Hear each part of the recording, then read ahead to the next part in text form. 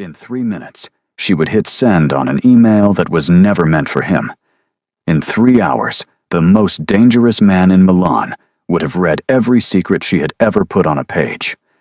In 3 months, she would understand that some mistakes don't ruin your life. They become it. But right now, Wren Calloway was just trying to meet a deadline.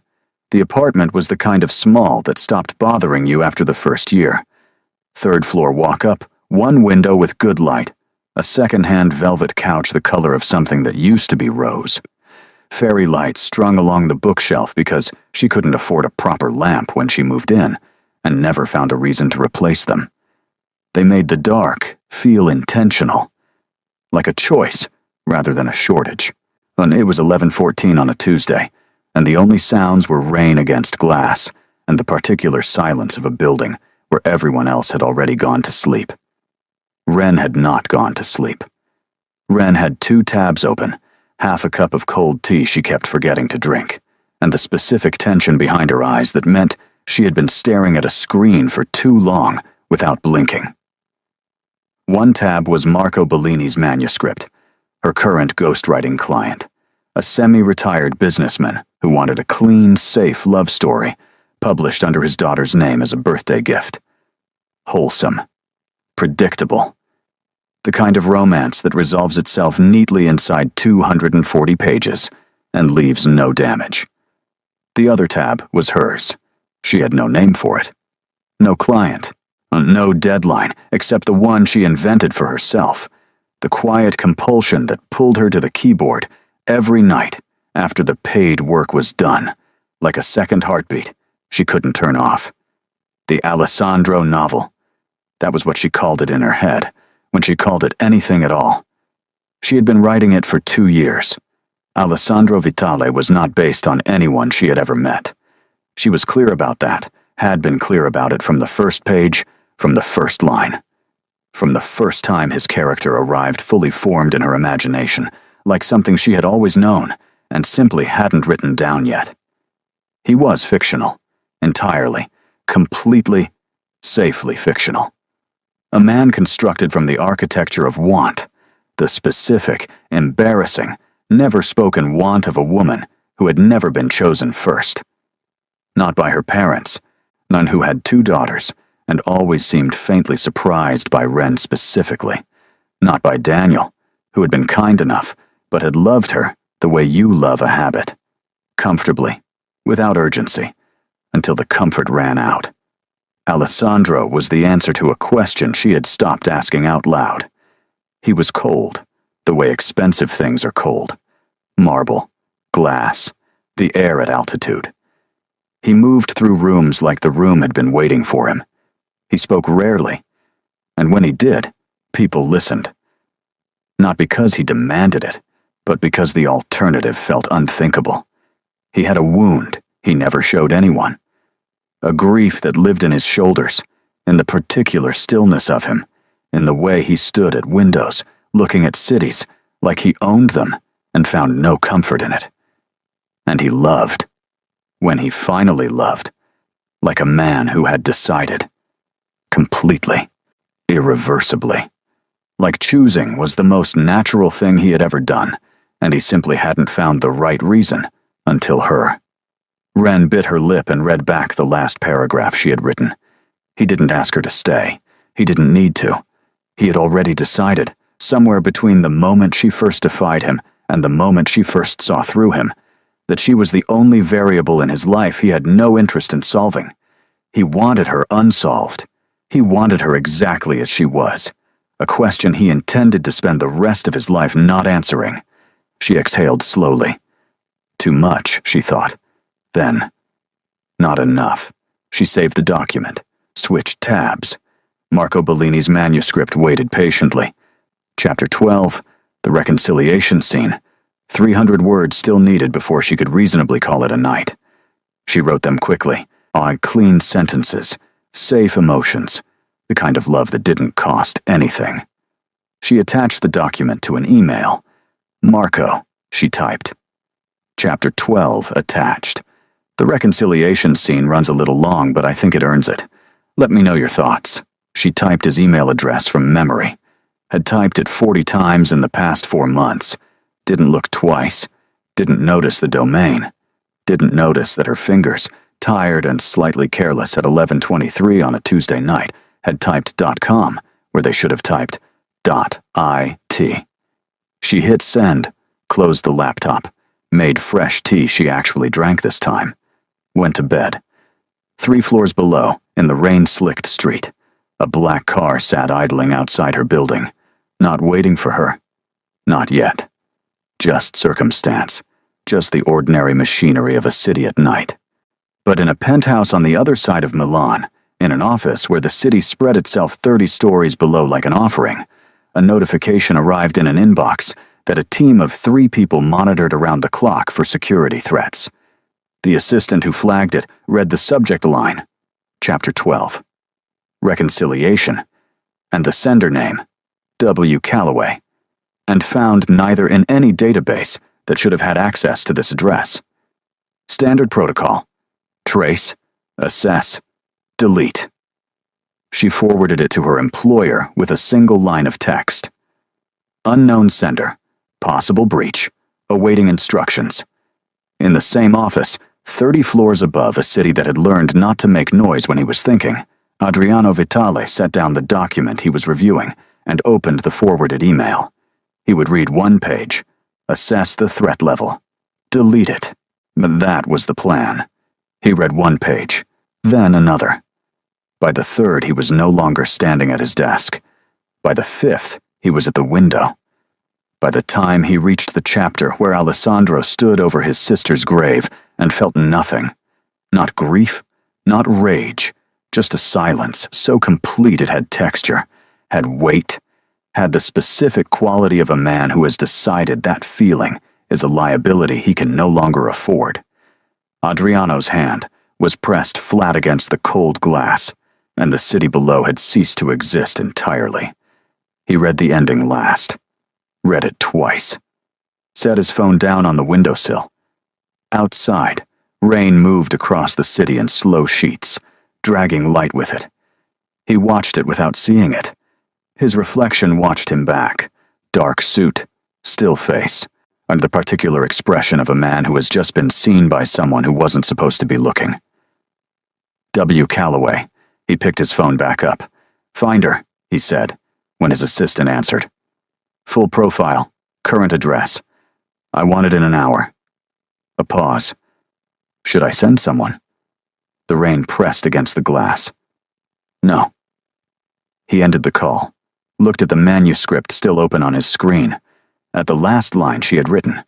He wanted her unsolved. He wanted her exactly as she was, a question he intended to spend the rest of his life not answering. The corner of his mouth moved, almost imperceptibly, in the dark, in the empty office, with no one to see it. Then it stopped. He picked up his coat. The profile arrived in 53 minutes. Adriano read it the way he read everything, once, completely, without going back.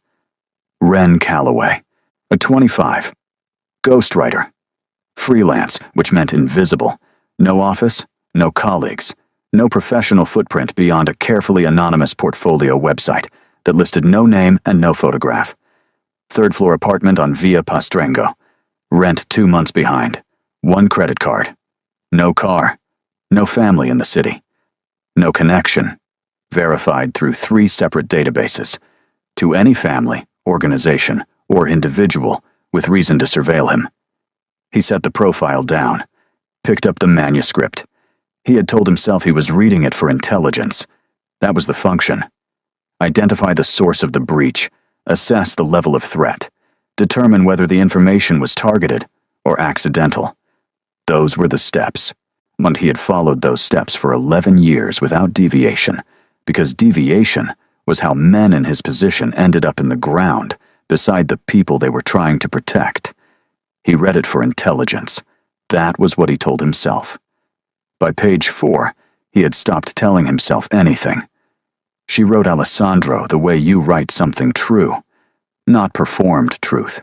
Not the careful, constructed honesty of a man curating his own mythology. The other kind. The kind that lives in the specific details no one thinks to invent because they're too ordinary to seem significant. The way he stood with his weight slightly forward when he was containing something. The way he chose silence, not because he had nothing to say, but because language felt insufficient and insufficiency offended him. The way power sat on him, not worn, not performed, to simply present. The way altitude is present. The way cold is present. The way certain kinds of damage are present in the architecture of a person long after the original wound has scarred over. Adriano had never read himself before. It was profoundly disorienting. The chapter about Julia was on page 47. He knew it was coming, had seen the sister mentioned in earlier pages, had registered her the way you register weather on the horizon, distant and not yet relevant. He read toward it with the same controlled pace he had maintained throughout. He stopped maintaining it on page 48. She had named her Aria. Dark-haired, she wrote, the kind of laugh that embarrassed itself. Too loud, too sudden, completely uncontainable. 19 years old, and incapable of entering a room without immediately making it hers. Alessandro's only soft place, the one person for whom the walls came down without negotiation, without the slow, careful dismantling that everyone else required. She was the only one who called him by his first name, without it sounding like a question, Wren had written. Everyone else said it carefully, like they were handling something that might break them. Aria said it like it was just a word, like he was just a person. He had never told her how much that cost him to lose. Adriano put the manuscript down, stood very still for a moment, picked it up again. He didn't cry at the funeral. Wren had written. He had been raised in a world where grief was a liability, and tears were information you didn't give your enemies for free. So he stood at the graveside in the rain and felt the loss move through him like a current through stone. Present, but traceable, leaving no visible mark. And he understood, somewhere in the part of him that had always been more honest than the rest, that he was going to spend the rest of his life being haunted by the specific sound of a laugh he would never hear again. The office was very quiet. Outside, Milan continued its indifferent business. Cars, rain, the distant compression of a city that had never once adjusted itself to the emotional weather of the people living inside it. Adriano was used to that. He had built his entire professional existence on the premise that the world did not adjust for you. You adjusted for it, or you controlled it, or you accepted the damage. He had chosen control at 28, standing at a different graveside in different rain, and he had not deviated from that choice in the 8 years since. He read the ending, the part where Alessandro, after everything, after all the walls and the silence and the years of choosing marble over warmth, looked at her across a room and simply decided. No grand gesture, no declaration. Just a man who had been running the numbers on his own loneliness for long enough that the calculation finally changed. She was the variable that changed it. She didn't know. He didn't tell her. He just stopped leaving. He wanted her unsolved. He wanted her exactly as she was, a question he intended to spend the rest of his life not answering. Adriano stood at the window for a long time after that. Filippo answered before the second ring. He always did. In 11 years, Adriano had never had to call twice. "The Calloway woman," Adriano said. "I'm going to her address." A pause. Not a long pause. Filippo was too professional for long pauses, but it was there, half a breath, barely a beat, and in 11 years of working together, it was the closest thing to surprise Filippo had ever allowed himself. "Sir, careful, neutral. Would you like me to send Matteo and—" "No. The car, then. I can have Luca ready and I'll drive." This time the pause was a fraction longer. Adriano was aware of what he was communicating. He drove himself when he wanted no witnesses to where he was going or how he arrived. He sent Matteo when the situation required presence and the implicit threat of numbers. He sent Filippo himself when he needed something handled with precision and complete deniability. He had never, in 11 years, gone through interrogations and negotiations and 3 separate occasions that had required the kind of solutions that no one discussed afterward, gone somewhere himself, alone, at midnight, for a civilian. The threat assessment, Filippo said, with the particular delicacy of a man who has learned exactly how far he can push. Should I prepare a, "She's not a threat"? The words landed in the quiet office with a certainty that surprised even him. He hadn't decided that consciously. But there it was, stated, final, already true before he'd examined it. W. Calloway of Via Pastrango, 2 months behind on rent, fairy lights instead of a proper lamp, who had written his grief with more accuracy than his own memory could manage and had no idea she'd done it. Not a threat. Something else entirely. Something he didn't have a category for yet. So, sir, I'll be unreachable for 2 hours. He picked up his coat from the back of his chair. If Renata calls, tell her the Esposito filing has been delayed. If De Luca calls, don't answer, Filippo said. Yes, I know. Good. He ended the call, stood for a moment in the doorway of his office, the office that had been his father's before it was his, that smelled of old leather and the specific quality of power that accumulates in a room over decades like sediment. The manuscript was still open on his desk, the last line still on the screen. He didn't go back to read it again. He didn't need to. It was already memorized, had been since the 3rd time he'd read it, somewhere around page 60, when he'd stopped pretending he was reading for intelligence and started reading because he couldn't stop. He took the private elevator down, walked through the underground garage without speaking to the 2 men who straightened when they saw him, got into the car alone, and drove across a rain-soaked city toward a woman who had written him true without ever knowing he was real.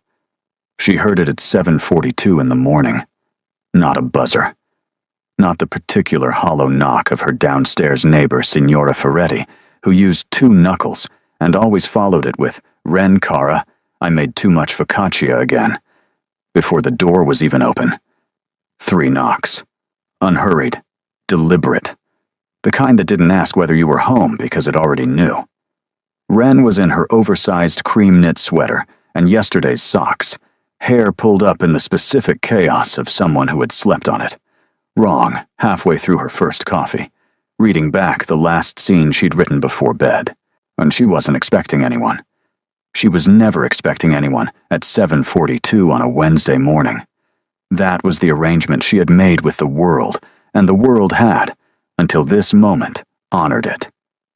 She padded to the door, opened it, and understood immediately, in the wordless animal way that the body understands things before the brain has finished its paperwork, that something had just gone irrevocably wrong. He filled the door frame the way weather fills a room, not aggressively, not with the performed dominance of a man who needed you to know he was dangerous. He was simply there, present at a frequency that made everything behind her suddenly feel very small, very bright, very fragile. The fairy lights on her bookshelf, the dusty rose couch, the half-drunk coffee going cold on her desk, so her entire carefully constructed small life, visible through the gap of an open door, suddenly aware of how it looked. Dark suit, no tie, the kind of coat that cost more than her rent, and wore it without mentioning it. Rain still on his shoulders from the street 3 floors below, which meant he had walked from wherever he parked, had chosen to walk, had wanted the approach to be on his own terms and at his own pace. She didn't know that yet. She just knew that the hallway, which had always seemed adequately sized for a hallway, no longer was. He looked at her. Not the way people look when they're assessing. The way they look when they've already assessed. When the information has been gathered and processed and filed, and what remains is simply the decision about what to do with it. Her pulse kicked hard against her ribs. And he's at the wrong door, she thought. He's looking for someone else. He held up his phone, her email on the screen, her words, Alessandro's words. The last paragraph she had written before bed. The one about wanting her unsolved, lit up on a screen held by a man who had no business existing outside the pages she'd written him on. The air left her lungs without permission. You wrote this. Low. Unhurried. Not a question. She grabbed the door, shoved it. His hand came up, flat against the wood, one motion, no force whatsoever. Just stopped it. The door simply ceased to be an option. Not because he was stronger, though he was, but because the certainty behind the gesture made strength irrelevant. This was not a man who needed to force things. This was a man for whom the concept of no had been renegotiated so long ago that it barely registered as a category anymore. The door was open. She was in it. He was in the hallway. That was the situation. Say something, she thought. Ren, say something right now. I'm going to need you to not do the ominous hand-on-door thing, she said. It's very early, and I haven't finished my coffee. Something shifted in his expression. Microscopic. Gone before she could name it. Ren Calloway. That's on the lease, yes. Ghostwriter. His eyes moved. One brief sweep of her apartment through the open door. Cataloging, processing, returning to her face. You sent an email last night. I send a lot of emails. Not to this address. Apparently I do now. She held his gaze because looking away felt like conceding something she couldn't afford to give up. Her heart was hammering. She kept her voice level through sheer stubbornness. Who are you? He didn't answer immediately. The hallway light flickered once. It always did. She'd reported it 3 times. It never got fixed. And in the half-second of dimness, something moved through his expression that she couldn't translate. Then the light steadied, and his face was composed again. Still. The specific stillness that wasn't peace. She knew that stillness. She had written it for 2 years. Oh, she thought. And then, because her brain was apparently committed to understatement, even in moments of genuine crisis. Oh no. Come with me, he said. I don't know you. You know me better than most people alive. A pause that had weight to it. That is the problem we need to discuss. I'm not going anywhere with a stranger who shows up at my door at... She glanced back at the clock on her wall. 7:43 in the morning. 7:44. That's not the part of that sentence you should be correcting. He looked at her for a moment. She had the distinct impression she was being evaluated, not for threat level, not for usefulness, but for something she didn't have a word for, like a man recalibrating an equation that had just produced an unexpected result. You have 2 choices, he said. The register of his voice dropped slightly. Not louder, quieter, in the way that things go quiet before they become serious. You come with me now, willingly, and you explain to me how you came to write what you wrote, or you make the explanation unnecessary. She heard herself say it before she'd decided to. His eyes sharpened fractionally.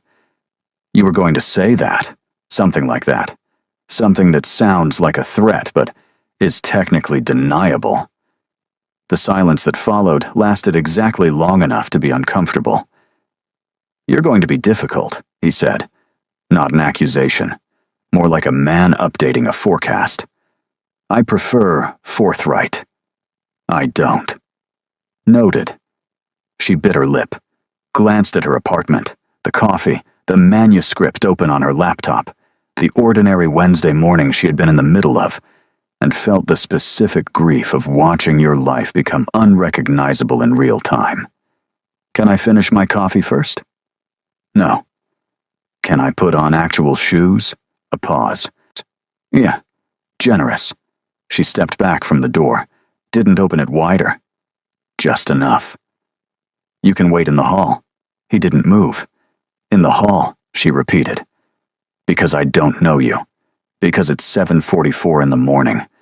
Because those are the minimum conditions under which I will cooperate with whatever this is. He looked at her for a long moment. Then he stepped back. One step, just enough to make the doorway hers again. She didn't examine why that felt like a victory she'd have to pay for later. She turned, found her shoes, shoved her feet into them without untying them, grabbed her keys from the hook by the door out of pure muscle memory, then stopped, looked at the keys in her hand. Where exactly did she think she was going? Are you being kidnapped right now? She thought. Is this what this is? Is this actually happening? She looked back at him through the open door. He was exactly where she'd left him, waiting with the patience of a man who had decided the outcome and was simply allowing the process to complete itself at whatever pace she needed. Which was, she was beginning to understand, somehow more frightening than impatience would have been. She put the keys in her pocket anyway, turned off the fairy lights, walked out of her apartment and into the hallway, and pulled the door shut behind her with the quiet click of someone who intended to come back. "Forthright," he said, as they reached the stairs. "What? You said you prefer forthright." He moved beside her, not in front, not behind, beside, which should have felt like courtesy, and instead felt like containment. See, it's an interesting word for someone who writes under other people's names. She felt the heat start up her neck. She didn't give him the satisfaction of responding, but he heard her silence. She could tell by the way he didn't fill it. By the way he let it sit between them on the staircase, knowing it said more than anything she could have answered. Outside, the morning was gray and rain-washed and indifferent. A black car sat at the curb, sleek, dark, the kind of car that doesn't advertise itself because it doesn't need to. The driver didn't get out, didn't look at her. The door opened from the inside with a soft, pressurized sound that she felt in her sternum. She stopped at the bottom of the steps. "I want it noted," she said, "that I'm choosing this, that I'm getting in that car because I'm choosing to." He stopped beside her, and looked down at her, and she was aware, acutely, of the height difference. The particular geometry of standing next to someone who occupied space differently than other people. Not threatening. Just gravitational. Like standing at the edge of something large and feeling the pull of it in your heels. "Noted," he said. "And I want it noted that I have my keys. Also noted. They're not going to help me, are they?" The corner of his mouth moved. Almost. Gone immediately. But she saw it. Filed it. Held onto it like a match struck in a very dark room. "No," he said. "They're not." She got in the car. The door closed behind her with that same pressurized sound, and the city immediately became distant, muffled, separated, belonging to someone else's morning now. The leather was soft, in the way that things are soft when money has had time to settle into them. It smelled of sandalwood and rain, and something darker underneath, something clean and sharp that she recognized without being able to name. She stared straight ahead. He got in beside her. The car pulled away from her street smoothly, without hurry, with the confidence of a vehicle that has never once had to stop for traffic. She watched Via Pastrengo disappear in the side mirror. Her apartment, her coffee, her ordinary Wednesday morning. "You're being incredibly calm about this," she told herself. "You're not calm," she told herself back. "Your heart rate is approximately that of a hummingbird." Yes, but he doesn't know that. She felt him look at her. He might know that, she amended silently. She lasted 4 minutes before she spoke. The email was a mistake," she said to the windscreen. "I meant to send it to a client. Same first name, different domain. I didn't check." Silence. "The manuscript is fiction. Alessandro is a fictional character. I researched the Italian legal world for background detail, and some of it overlapped with whatever you think it overlapped with. That's all it was." More silence. She turned to look at him. He was watching the city go past the window, with the expression of a man listening to something that wasn't the words being spoken. "You don't believe me," she said. "I believe you didn't intend to send it." His eyes moved from the window to her face. Dark. Steady. The particular quality of attention that made you feel simultaneously examined and exposed. Whether you intended to write it is a different question. Her breath hitched. Well, what does that mean? He held her gaze for a moment longer, then returned to the window. It means we have things to discuss, Ren. Her name in his mouth. She had written that too. The way Alessandro said the FMC's name, like he'd decided it was his before he said it out loud. She faced forward, kept her hands very still in her lap, watched Milan move past the windows like a city that had been expecting this and simply hadn't told her. The elevator required a key. She noticed that first. Not a code, not a fingerprint, not a button you pressed and waited for. A physical key, which meant the floor they were going to didn't exist on the building's official architecture, which meant the building knew he was coming and had arranged itself accordingly, which meant she was 30 seconds from a place that the rest of the world didn't have access to. Still choosing this, she told herself. The elevator opened directly into the apartment. It wasn't what she expected. She didn't know what she expected. Something aggressively luxurious, perhaps. Gold fixtures, ostentatious art, the performed wealth of a man who needed you to know what you were standing inside. It wasn't that. It was vast, and it was still, and it was the most quietly expensive thing she had ever walked into. Floor-to-ceiling glass on 3 sides, the city spread below like a circuit board someone had breathed life into. Lights moving, rain still dragging across the skyline. The whole of Milan laid out 30 stories, down with the particular smallness of things that have been elevated past. Dark stone floors, some furniture in charcoal and slate, a desk in the far corner that held nothing except 1 lamp and 1 file, and the specific austerity of a workspace that has never tolerated clutter. No photographs, no softness, nothing that said someone lives here. Everything that said someone rules here. She stepped out of the elevator and felt the space register her, felt the scale of it press down gently on her shoulders, felt her cream-knit sweater and her untied shoes and her general wrenness become suddenly acutely visible in a room that had been designed to make everything small. Behind her, he moved to a cabinet along the far wall, the sound of crystal, the particular, unhurried music of a man performing a ritual he had performed 10,000 times. 2 glasses. He carried them to the low table between the windows and the couch and set one down on her side. Didn't ask, didn't gesture toward it, just placed it in the architecture of the room as though it had always been there, and moved to stand at the glass. She looked at the glass, didn't touch it, looked at the city instead. Sit, he said. I'm fine standing. Ren. Just her name, the way he'd said it in the car, like a period at the end of a sentence he'd already finished.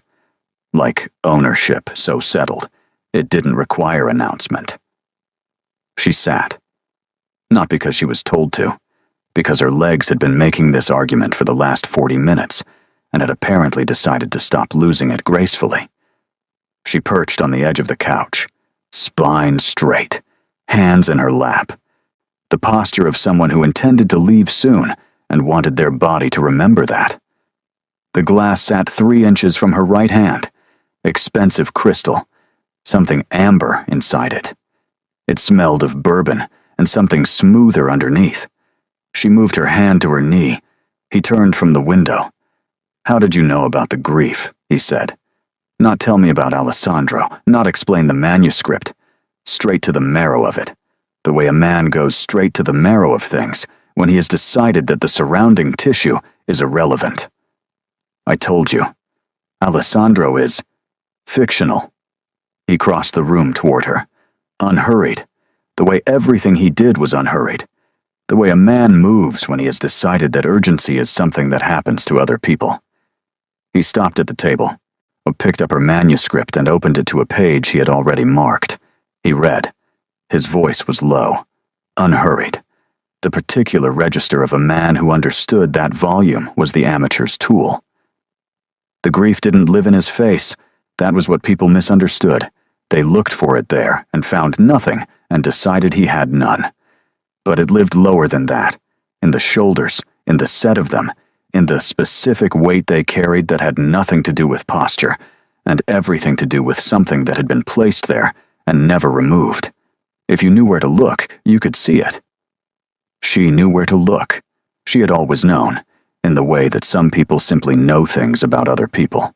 Not from evidence, not from deduction, just from the particular frequency of recognition. He closed the manuscript, set it down, but looked at her. Her throat had gone completely dry. "Alessandro is fictional," she said. Her voice came out steady. She was unreasonably proud of that. "Then explain the shoulders. It's a common detail. It's the kind of thing that..." "Ren." The way he said her name this time was different, quieter. The kind of quiet that isn't distance. The kind that's proximity. That's attention. That's a man reducing the space between 2 points, not by moving his body, but by the sheer directed weight of his focus. She bit her lip. His eyes tracked the movement. She stopped. He moved then. Not to the window. Not to the desk. Toward her, rounding the table slowly, with the particular patience of something that has already decided on its destination and sees no reason to rush the arrival. She tracked him the way you track something that your instincts have flagged, not with fear exactly, not yet, but with the full allocation of attention that the body reserves for things that require it. He stopped close, closer than a stranger should, close enough that she could smell him properly for the first time. Sandalwood, yes, and beneath it something darker, cleaner, the scent of expensive restraint, of a man who controlled everything, including the chemical information he released into a room, close enough that the warmth of him reached her before any part of him did, close enough that she had to make a conscious decision about where to look, and every option felt like a concession. She looked up. Well, he was watching her the way he'd watched her in the car, with that quality of attention that felt less like observation and more like cataloging. Like she was a text he was reading for the second time, looking for the things he missed on the first pass. "You're shaking," he said. "I'm not." "Your hands." She looked down. Her hands were perfectly still on her knees. She looked back up. "My hands are completely..." "They were," he said. "In the car. When I said your name." She opened her mouth, closed it. The worst part, the part she would think about later, in the particular insomnia of nights when something has happened that your brain refuses to file and move past, was that he wasn't wrong. In the car, when he'd said Ren for the second time, and something in her hands had done something involuntary and brief, and she had pressed them flat against her thighs and told herself it was the cold. It was not the cold. "My penthouse is 22 degrees, he said. Quiet. Almost gentle, in the way that a scalpel is almost gentle. Precise, purposeful, designed to open things. Try again. The heat crawled up her neck so fast, she felt it arrive at her face before she could stop it. "Fine," she said. "You're unsettling. Congratulations. I imagine that's a hobby of yours." "It's not." "Then you're naturally gifted." Something moved through his expression. Not a smile. He didn't smile. She was already learning that, already cataloging the alternatives he used instead. A shift. A fractional adjustment in the quality of his attention, as though she had just done something that required him to update a calculation. He stepped back. One step. Just enough. She breathed. He went to the window. She reached for the glass, stopped herself, put her hand back in her lap. "Don't," she thought. "That's not water. That's not just a drink. That's a choice, and you know what it means, and you're not." "You haven't touched it," he said to the glass. "I noticed." "Why?" "Because you poured it without asking." A pause. "You prefer to be asked." "I prefer to be treated like a person who walked in here voluntarily, and not like a guest at a dinner party I didn't RSVP to." He turned from the window, looked at her across the room, the full length of the penthouse between them, which should have felt like relief, and instead felt like a different kind of tension. The kind that stretches. You did walk in voluntarily, he said, under duress. You put your own shoes on. You gave me 30 seconds. The shift in his expression again, that fractional thing. There and gone. He crossed back to the table, picked up his own glass, drank, set it down, looked at her manuscript. Alessandro, he said. In chapter 9, he watches her across a room. She went still. He doesn't move toward her, Adriano continued, his voice taking on that low, unhurried quality again, the one that meant he had already been somewhere and was simply describing it from the other side. He stands at the window, and he thinks. She doesn't know yet. She doesn't know that every door she walks through from this moment is a door I already know about. She doesn't know that I've already decided. He looked up from the manuscript. At her, across a penthouse that was 30 stories above a city she no longer had access to. You wrote that, he said. Her pulse was very loud. Yes, she said. Why? The question sat in the room between them, simple, unanswerable. The kind of question that only works when the person asking already knows the answer and is waiting to see if you're brave enough to say it out loud. She picked up the glass, drank. It was very good bourbon. Of course it was. She set it down and looked at him and said, because I wanted someone to mean it. The silence that followed was the longest of the chapter. He looked at her. Really looked. The way he hadn't yet. The way she hadn't realized he'd been withholding until he stopped withholding it. Something in the quality of his attention shifted entirely. The cataloging stopped. The assessment stopped. What replaced it didn't have a name yet. She felt it on her skin before she understood it. Felt it the way you feel a change in air pressure. Not painful, not exactly pleasant, just significant. The body registering that something has changed in the atmosphere and flagging it for attention. He looked away first. Back to the window. Back to the city. Back to the 30 stories of distance between this room and the ground. She sat with the bourbon warming her chest and the ghost of his attention still on her skin, and said nothing. Outside, rain pressed against the glass. The city moved 30 stories below, indifferent and ongoing, full of people in apartments with proper lamps who were having completely ordinary Wednesday mornings. She thought about her cold coffee on her desk. She thought about the fairy lights she'd turned off. She thought about the keys in her pocket that weren't going to help her. And underneath all of it, quieter and more dangerous than any of it, she thought about the way he'd said, I've already decided in her own words, in his voice, in a room she hadn't chosen and couldn't leave, and felt, somewhere she wasn't ready to examine, that she wasn't entirely sure she wanted to. She found it because she couldn't sit still. That was the truth of it. Not curiosity, not investigation, not the particular nosiness of a woman trying to gather intelligence on a dangerous man. Just the simple, restless inability to remain on a couch in a strange room, while the strange room's owner stood at a window saying nothing, and the silence between them accumulated like weather. She had lasted 11 minutes after the bourbon. Then she stood up, saw he didn't stop her, didn't turn from the window. Just tracked her. She could feel it, the way you feel a change in the direction of light. Present without being visible. Watching without watching. She moved to the bookshelves. They ran the full length of the interior wall, floor to ceiling, which in this room meant considerable, and held the specific collection of a man who read for function rather than comfort. Law, history, political theory, economics. Several titles in Italian she couldn't fully parse, a few in what looked like French. No fiction. Nothing with a broken spine or a folded page or any of the small, affectionate damage that accumulates on books that have been loved rather than used. Except one shelf. Third from the top. A gap in the architecture of the collection. Not empty, just different. And a small cluster of things that didn't belong with the rest.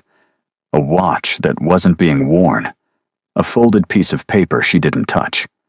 A small painting, no larger than a hardback book, propped against the spines of the volumes behind it. And a photograph. She didn't pick it up. She just looked. A girl. Dark-haired, slight, caught mid-laugh in the particular way of someone who didn't know they were being photographed. The unguarded kind of joy that performs for no one. 19, perhaps 20. On a boat, the sea behind her breaking white, and the sun doing something extraordinary to the water. She was wearing a yellow dress, and her hair was going everywhere, and she looked like the kind of person who walked into rooms and immediately made them hers. Ren knew her. Not her face. Her face was new, was specific, or was a real person's face that she had never seen before. But the quality of her, the laugh, the particular luminosity of someone who existed in the lives of guarded people as the one soft place, the one point of entry, the one voice that said their name like it was just a word and not a question. She had written this girl. She had called her Aria and given her dark hair and a laugh that embarrassed itself, and a yellow dress in Chapter 4 and a boat in Chapter 7, and she had killed her in Chapter 8. And written Alessandro's grief like she knew exactly what it weighed. Oh, she thought, very quietly. Oh no. Who is she? She heard herself say it before she decided to. The question arrived in the room without her permission. Genuine, soft. The voice of someone who already knew the answer and was asking anyway, because not asking felt worse. The quality of the silence changed. She felt it before she turned around. The particular shift in atmospheric pressure that she had been learning in the last several hours to read as weather, as warning. She turned. He had moved from the window. She didn't know when, hadn't heard it, hadn't felt the approach, just turned and found the room rearranged. He was standing very still near the center of the space, and the expression on his face was one she hadn't seen yet. The others she'd catalogued, the assessment, the fractional shift of recalibration, the something without a name that had replaced them in the moment she'd told him she wanted someone to mean it. This was none of those. This was the thing underneath all of them. "Well, put it down," he said. She hadn't picked it up. She didn't correct him. She took one step back from the shelf, slow, careful, the instinctive movement of someone who has just understood that the geography of the room has changed and needs to update her position accordingly. "I didn't touch it," she said. "I was just looking. Put it down." Each word its own sentence, its own verdict. The voice had dropped to something that wasn't quite sound anymore, something that operated below the frequency of normal speech and registered instead in the chest, in the base of the throat, in the place where the body stores its oldest warnings. "She's in the novel," Ren said. "Don't," said every sensible part of her brain. "Stop talking right now." She kept talking. "I called her Aria. I wrote her on a boat. And I gave her a yellow dress and a laugh that her voice caught slightly. I wrote her, Adriano. I wrote her, before I knew you existed." He crossed the room in 4 steps. Not running, not lunging. 4 steps at a pace that had no hurry in it, and no mercy in it either. The pace of absolute certainty, of a man who had already decided what happened next, and was simply closing the distance to it. She backed up. The bookshelf met her spine before she'd taken 2 steps. His arm came up, not grabbing her, not touching her, just landing flat against the shelf beside her head, with a sound like a door closing. His other hand found the shelf on her other side, and the world reduced itself, immediately and completely, to the space between his arms. He was close enough that she could feel the warmth of him, and could smell the sandalwood and the darker thing beneath it. Could see, for the first time, the fine detail of his face at a distance that strangers were not supposed to occupy. The jaw set hard, the muscle working there, the eyes that were doing something she had no category for. Not anger. Anger she could have handled. Anger had edges you could find and navigate. This was the thing anger becomes when it has nowhere to go. How? A whisper. So quiet she felt it more than heard it. Felt it move against her hair, against the side of her face, felt it in her sternum like a frequency. How do you know that? I told you I don't. How do you know about the dress? I didn't. I swear to you I didn't know. The boat, the laugh. His voice dropped further, which she hadn't thought was possible. No one knows about the laugh. I've never told anyone. He stopped. The silence was the loudest thing she had ever heard. She didn't move, didn't breathe in any way that required effort or decision. Just stayed very still with the bookshelf at her back, and his arms bracketing her, and her heart doing something completely unreasonable in her chest, and looked up at him, and waited. He was searching her face. She had felt him look at her before, had catalogued the different qualities of his attention, had learned to read the variations. But this was different. This wasn't assessment. This wasn't cataloging. This was a man standing at the edge of something and looking for a reason not to step off it. Looking for the lie. Not finding it. She watched it happen. Watched him search and come up empty. Watched the dangerous, terrible anger move through him like a current looking for ground and finding none. Watched it reach the end of its circuit and collapse into something that had no name and no armor and no 8 years of careful architecture to hide behind. Recognition. Raw. Unguarded. The expression of a man who has spent the better part of a decade making sure he would never again be seen by anyone, and has just discovered that someone saw him anyway. Quietly, accidentally, in the dark, on a page that was never meant for him. His breath left him. Slow, almost inaudible. The arm beside her head didn't move, but the quality of it changed. The force went out of it, not the proximity, just the force, the barely contained lethality of it, replaced by something she had no word for except weight. The weight of a man who has been holding something for a very long time and has just, without deciding to, set it down. Her name was Julia, he said. Past tense. 2 words. She felt them land in her chest like stones dropped into still water. Felt the ripple of them move outward, and not stop. She didn't say she was sorry. She had learned from years of writing grief that sorry was the word people used when they didn't know what else to offer. Alessandro had never wanted sorry. He had wanted someone to stay in the room with it, to not flinch, to not reach for the nearest comfortable thing and use it to cover the wound back up. So she didn't say sorry. She stayed in the room with it. 3 seconds, maybe 4. His arm beside her head, her back against his books. The photograph of Julia on the shelf between them like a witness to something that had no adequate language. Then he stepped back. Not far. Just enough. Just the restoration of the minimum distance that 2 people were supposed to maintain when they were strangers, which they were, technically, still. He went to the window. She stayed at the bookshelf. The city continued 30 stories below. Indifferent. Ongoing. Completely unaware that something had just broken open in a room above it with no sound at all. She watched his back, the set of his shoulders, the specific weight of them that she had described on page 12 without knowing it was real, without knowing it belonged to an actual man who actually carried it, and who had been carrying it for 8 years through courtrooms and boardrooms and the particular loneliness of a life built to be impenetrable. He was the only one who called him by his first name, without it sounding like a question she had written.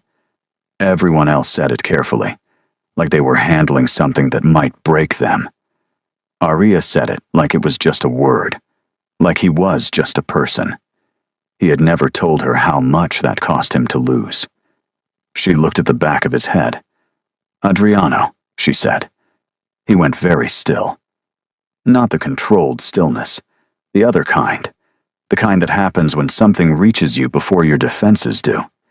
She hadn't planned to say it like that. She hadn't planned to say it at all. It had simply arrived. The way things arrived with her, the way she wrote, from somewhere below the level of decision, not from the frequency of recognition that she had apparently been tuned to her entire life without knowing what it was receiving for. Just his name, like it was just a word, like he was just a person. He didn't turn around for a long time. When he did, his face was composed. The walls were back. She could see the reconstruction of them, could see the careful architecture reassembling itself in real time, could see the man who had never lost a court case and never allowed an enemy a point of entry re-inhabiting his own expression. But it wasn't complete.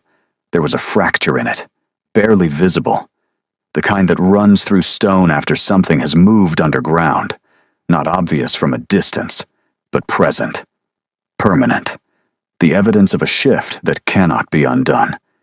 She filed it, held it, said nothing, but he looked at her across the room for a moment. This woman in a cream knit sweater in his penthouse, with her untied shoes and her borrowed bourbon and her impossible, accidental, catastrophic knowledge of the one thing he had never shown anyone. Then he moved to the couch, sat, not commanding, not assessing, just sat, with the specific exhaustion of a man who has been standing for 8 years and has just, briefly, forgotten why.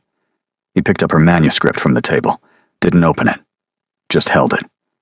"Sit down, Ren," he said. Not an order this time, something adjacent to a request. She crossed the room, sat.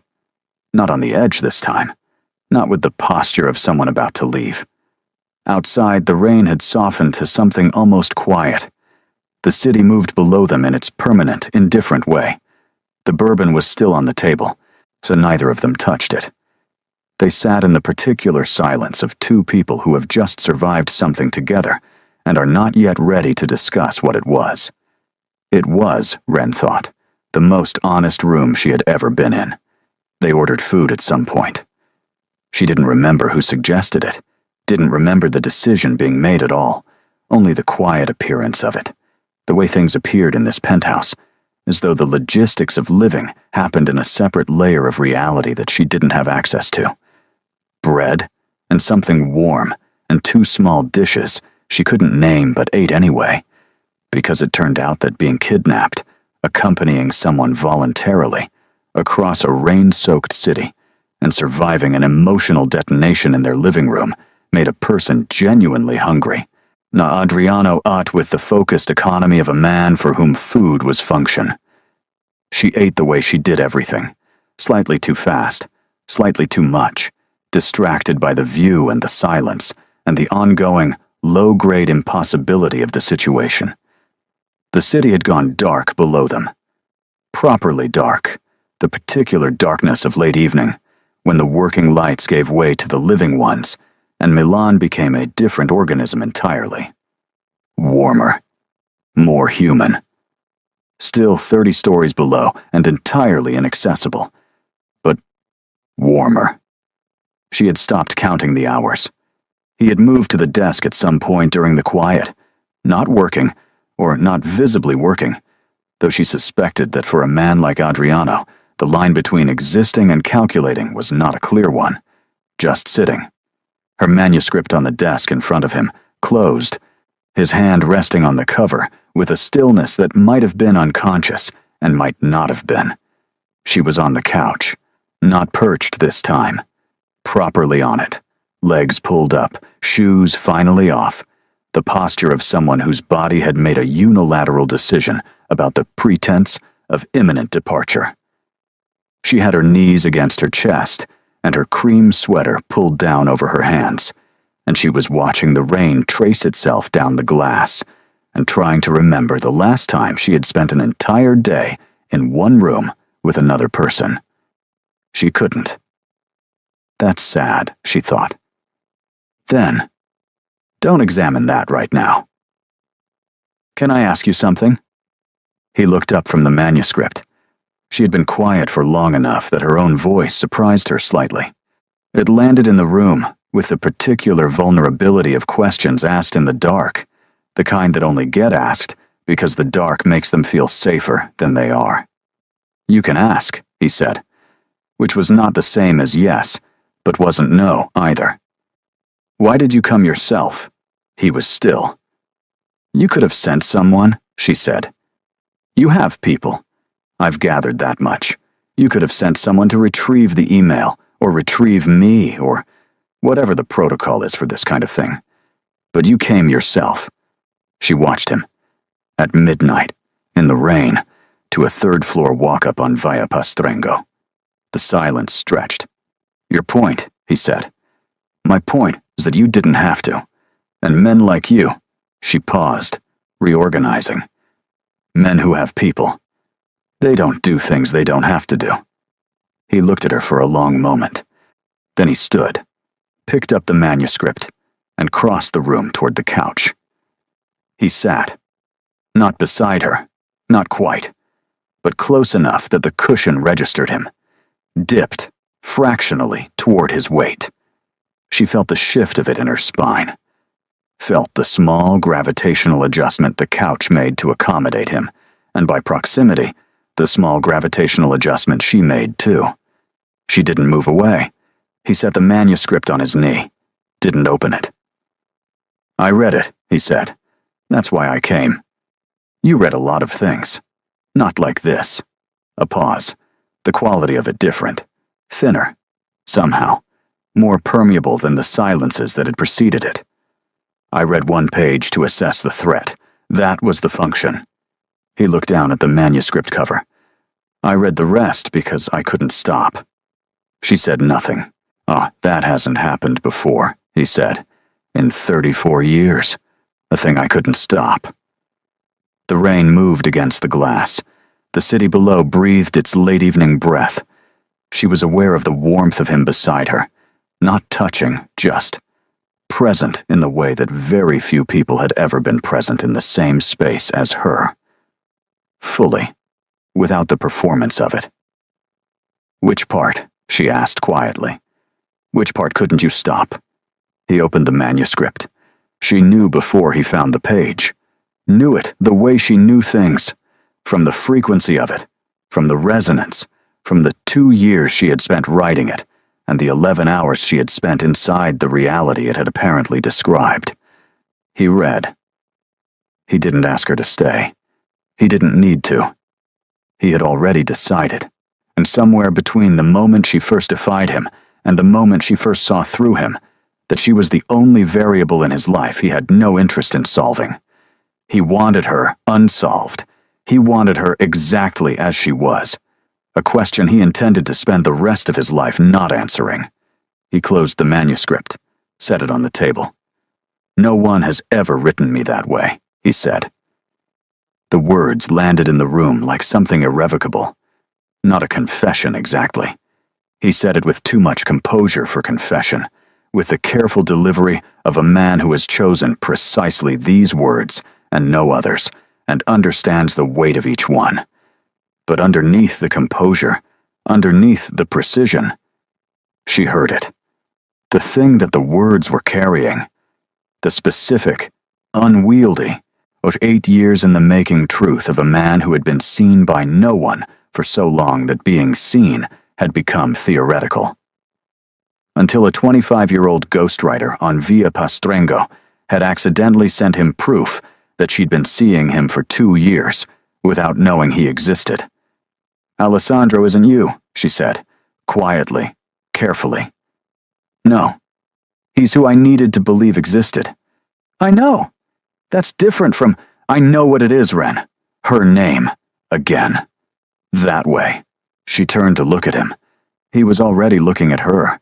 Had been, she realized, since he sat down, with that quality of attention that she had stopped trying to categorize because it didn't fit any category she'd had before today. Then what are you saying? She asked. Actually saying. He was quiet for a moment. I'm saying that a man who doesn't believe in coincidence drove across a city at midnight because a stranger wrote the inside of him down.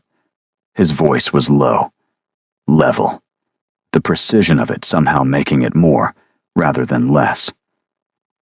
I'm saying I've spent 8 years making sure nothing got past the architecture, and I'm saying you did it without trying, without knowing, without— He stopped, looked at her. Without even knowing I was real, he finished. The space between them had been shrinking.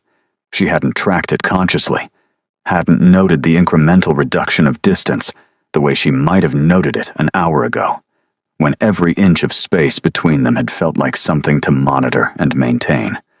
It had just happened. The way the cushion had dipped. The way gravity worked on things that were close enough to feel each other's pull. He reached up slowly. His thumb traced her lower lip. Barely a touch. The lightest possible contact. More question than statement. The kind of touch that existed at the exact boundary between restraint and surrender. She felt it everywhere. Felt it in her hands, in her sternum, in the sudden, complete silence of every thought she'd had for the last 11 hours. She didn't move. I should let you go, he said. Quiet. The quietest she'd heard him. Not the dangerous quiet, not the weapon of it, just the plain, undefended truth of it. You understand what I am, what this is, what letting you stay means. I know. I'm not a man who— He stopped again. Looked at her with the fracture still visible in his expression, the one from the bookshelf, the one she'd caused by saying his name like it was just a word. I've never been a good man, Ren. I know that too. And you're not afraid. I'm terrified, she said. It's not the same thing. Something moved through his expression, fast and unguarded, and completely at odds with everything he had shown her before today, like weather breaking through cloud cover, like something that had been pressed down for 8 years, finding a momentary gap in the architecture. His hand moved from her lip to her jaw, cupped it. Barely. The restraint of it more devastating than force would have been. He leaned in. The knock hit the door like a gunshot, one word through the wood. Italian. Low and urgent and carrying the specific register of a man who would not have interrupted unless the alternative was worse. Adriano went still. 1 second. 2. His hand dropped. He stood in a single motion, fluid, immediate, the softness of the last 30 seconds dissolving so completely that she almost doubted it had happened. Almost, except for the specific temperature of her jaw where his hand had been, except for the way her lungs were still recalibrating. He buttoned his jacket, looked at her once. Stay here. Not a request. She stayed.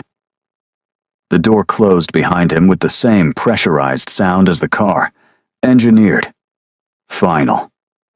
The sound of a world that closed itself off at will, that admitted and expelled on its own terms, that had its own logic and its own laws, and its own gravity that operated entirely independently of what she wanted or didn't want. She sat in the center of his couch, in the center of his penthouse, in the center of his city, put her hand to her own jaw where his had been, dropped it, looked at the manuscript on the table. Her words.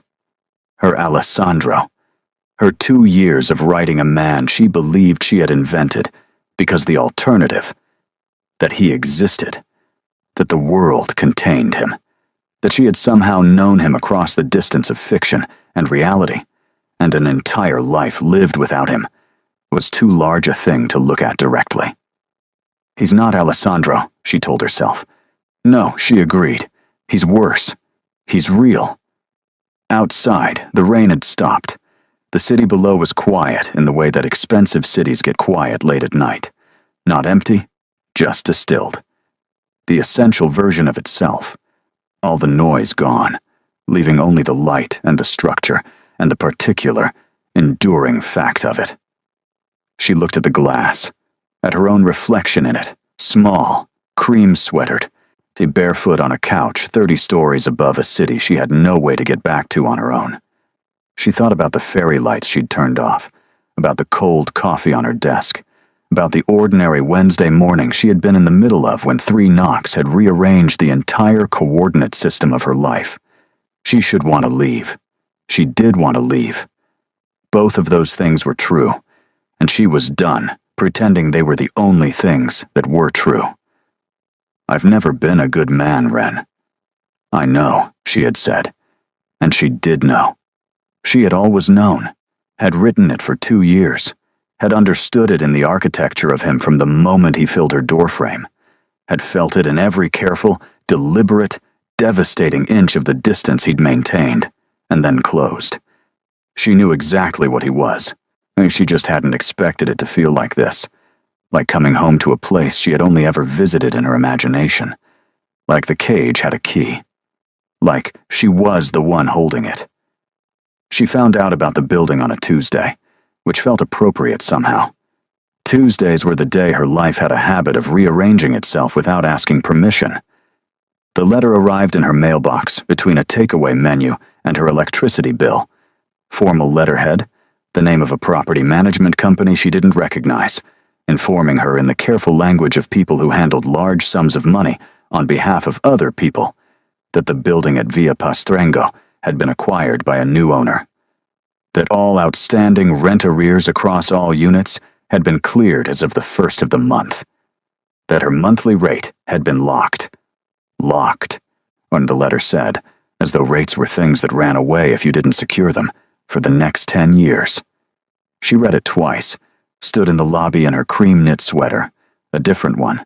The original had acquired a small burn from a candle she'd been burning too close to the desk, but she'd replaced it with one almost identical because some things you didn't change, and read it a 3rd time. Then she went upstairs, sat on the dusty rose couch, picked up her phone. He answered on the 2nd ring. He always answered on the 2nd ring. She had asked him about it once. Why not the 1st? Why not the 3rd? And he had looked at her with the expression she had come to think of as his "I'm deciding how honest to be" expression, and said, "The 1st ring is for emergencies. The 3rd is for people I don't want to talk to. The 2nd is..." He had stopped there. "Is what?" she had pushed. "Considered," he had said, and looked at his phone like the conversation was over. She had written that down afterward. She wrote a lot of things down now. "You bought my building," she said. A pause. The specific pause of a man who had been expecting this call and had prepared for it and was now implementing the preparation. The investment made sense.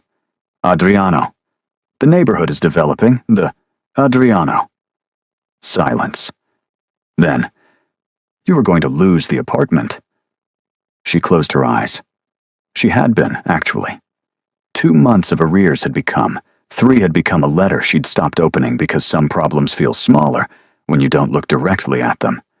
She had told herself she would fix it.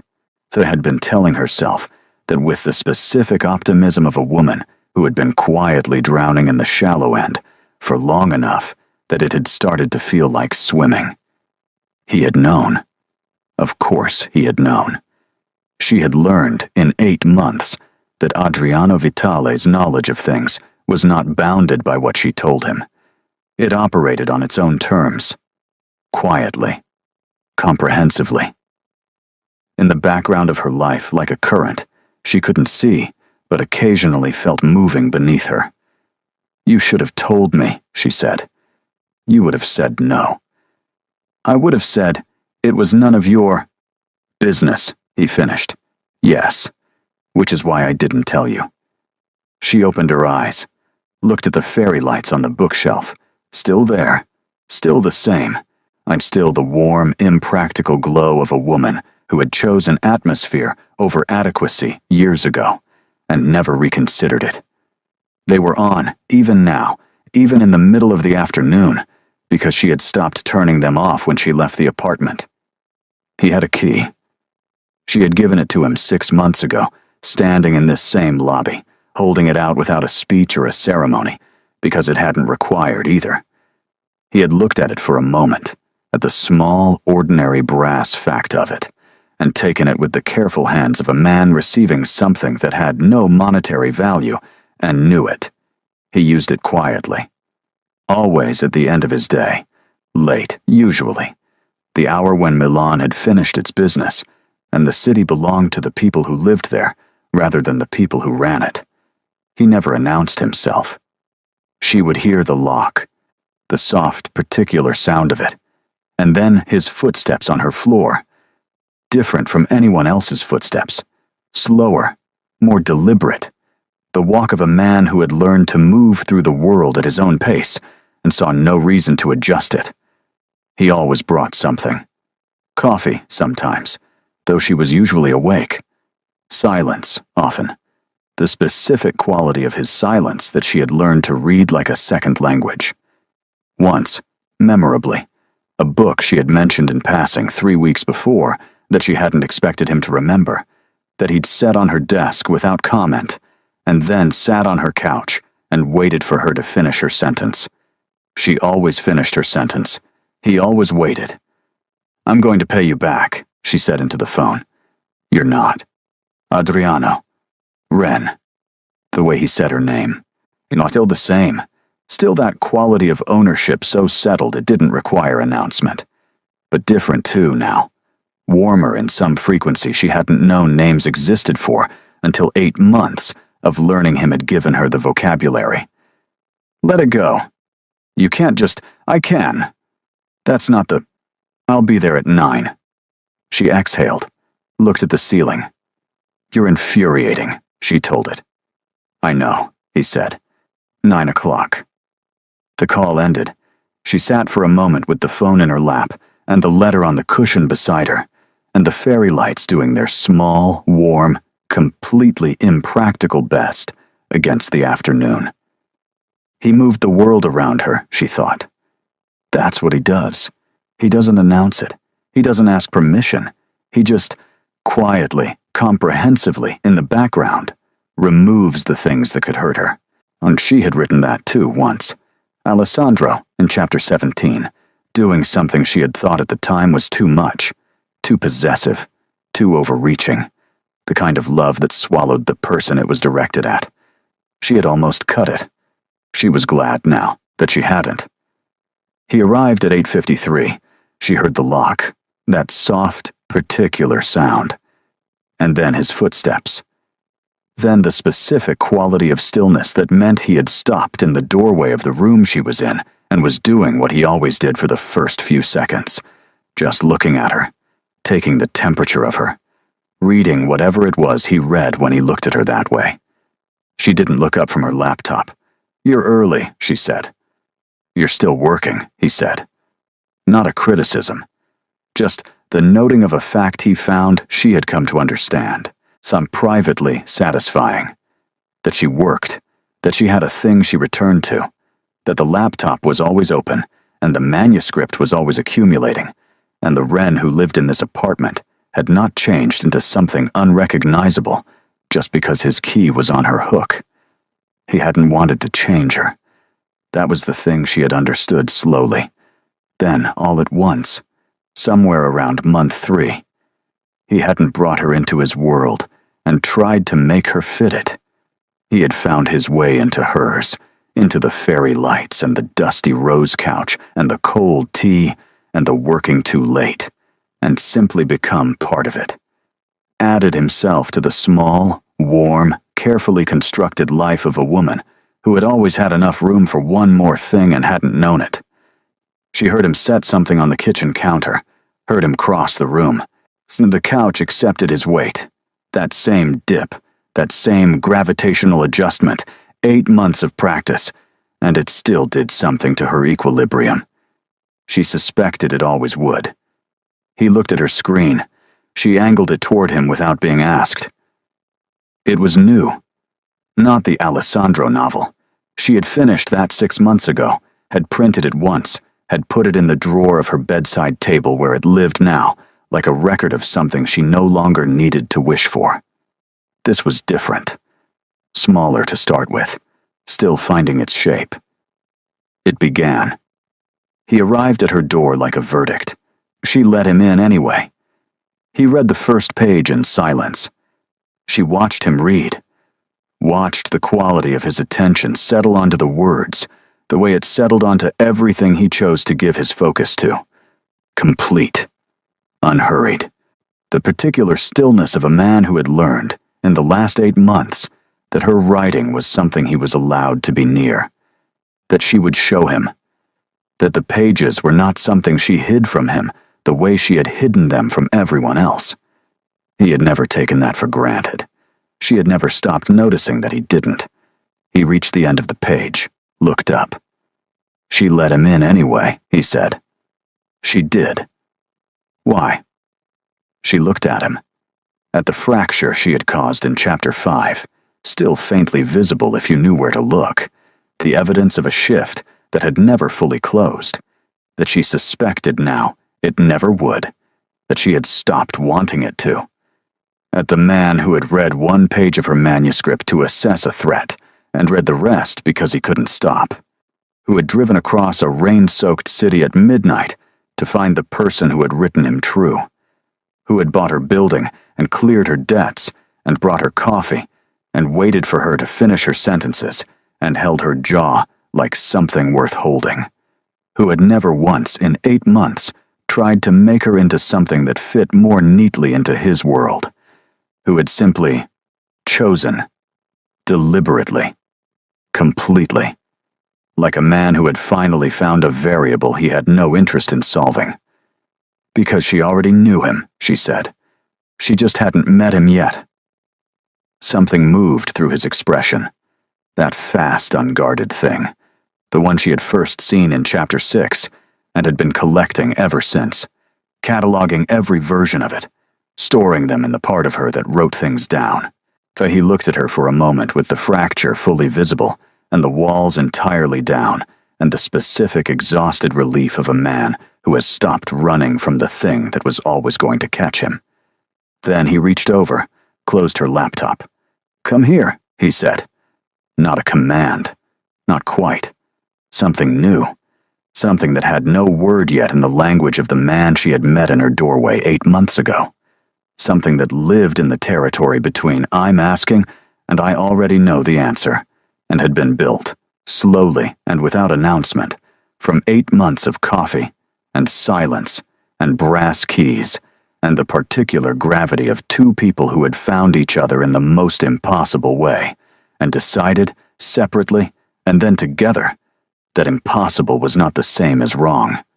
She closed the laptop the rest of the way, moved toward him. The fairy lights were on. They were always on now. Outside, Milan moved through its evening in its permanent, indifferent way. All that noise, all that light, all that city happening 30 stories below, and a world away, and entirely unconcerned with the woman on the dusty rose couch who had once written a man into existence. And then, through the specific grace of a careless Tuesday night and a wrong email address, had somehow been lucky enough to find him real. She published a novel 8 months later. Not the Alessandro one. That stayed in the drawer. That was hers. Had always been hers. Would always be hers. The private record of a longing she no longer needed to carry alone. This one had a different name on the cover. Her name. W. Calloway. No ghost. No client. No careful anonymity of a woman who had spent years writing devotion for other people under other people's names. Just hers. It began. He arrived at her door like a verdict. She let him in anyway. The dedication page said, "For the man who read 1 page to assess the threat, and stayed for the rest." She had shown it to him before it went to print, sitting on the couch with the fairy lights on, and the city dark outside, and his coffee going cold on the table, the way her tea always went cold, because some things, she had decided, were genetic. He had read the dedication twice, said nothing for long enough that she had started to prepare a defense. Then he had closed the manuscript, set it on the table, and said her name in the way he said it, the way that was only hers, that had always been only hers. And that sounded like a decision he had made, and had no intention of revisiting. "Print it," he said. She printed it. The Vitale name still made rooms go quiet. In her apartment on Via Pastrengo, 3rd floor, one window with good light. It made a different kind of quiet. The kind with room in it. The kind that two people build slowly, in the spaces between words. In the choosing, again and again and again, of the same person. Every morning and every evening and every Tuesday in between. He wanted her unsolved, she had written, 2 years ago, in a dark apartment with fairy lights and cold tea, writing a man she believed she had invented. She understood now what she had actually been doing. She had been writing her way home.